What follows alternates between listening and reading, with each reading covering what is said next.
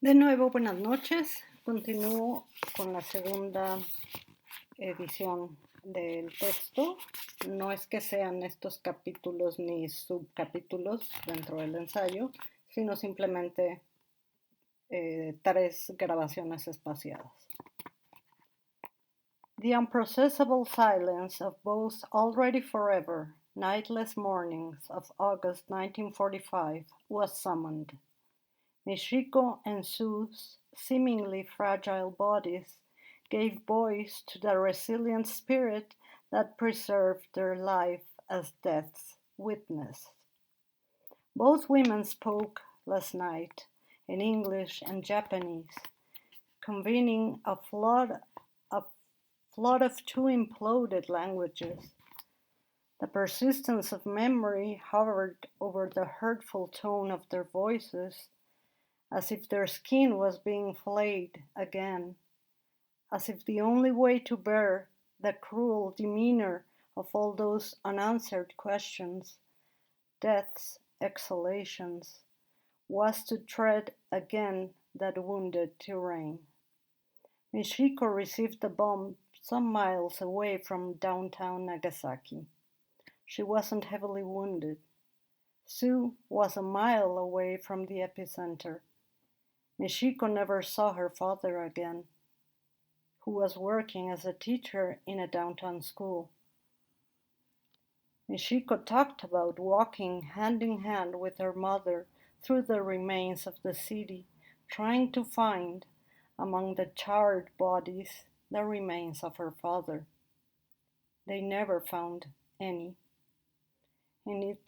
In his place, Michiko's mother picked ashes from a communal pyre and took them back with her in a box, as if wishing destiny would allow some of her husband's remains to dwell in those ashes. Sue survived because her left hand remained visible among the pile under which she was buried after the plutonium explosion.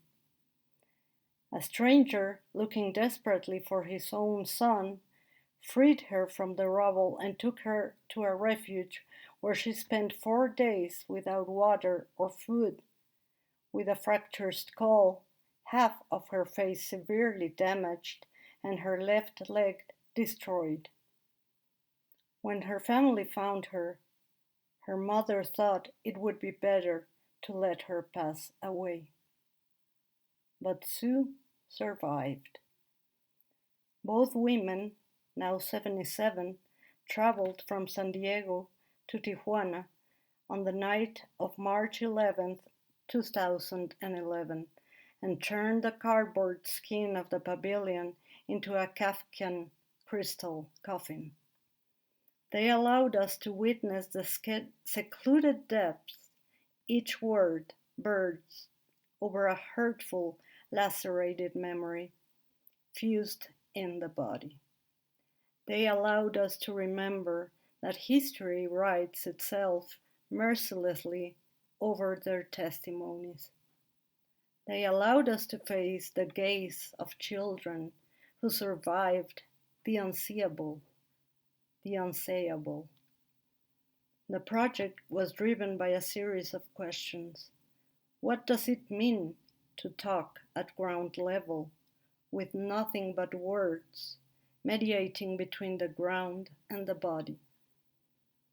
About the dual condition of this surface where all foundations begin and to where all remains return. What does it mean? What can still be done with the testimonies of a tragedy, regardless of its dimensions and visibility? Is it possible to turn being witness into being survivor? What are the possibilities and limitations of art, architecture, and writing to receive and respond to these historical urgencies of intimate survival? We have tried to understand the distances, corporeal, philosophical, emotional, contextual, residual, that bind the road between being witness and being survivor, to understand the meaning between our responsibility over the living body of a project like this one and its attempt to recover the other's pain from our own body. We want to believe that it was not only possible, but vitally urgent to give voice and permeable existence to a time relentlessly written over the body of two children, always, already, inevitably, aged by the torture of infinite pain.